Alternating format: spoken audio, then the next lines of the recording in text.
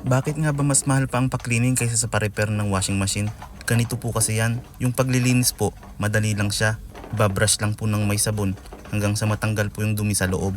Kasama na ang mga natuyong chok galing sa powder na sabon.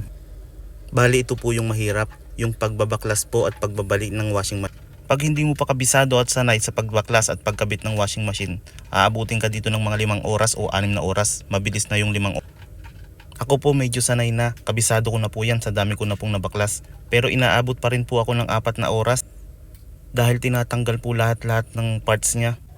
Yung pinaka-drum kasi nalilinisin natin ay nandun sa pinakagitna.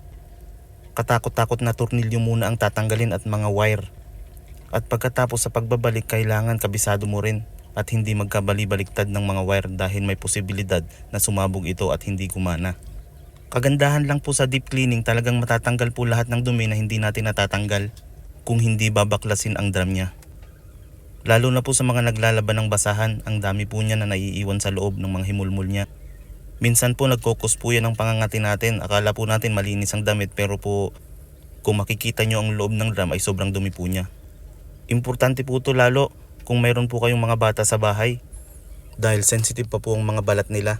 Kaya yun, palinis na po kayo. Test drive na po at naibalik na po natin ng maayos. Yun lang, bye.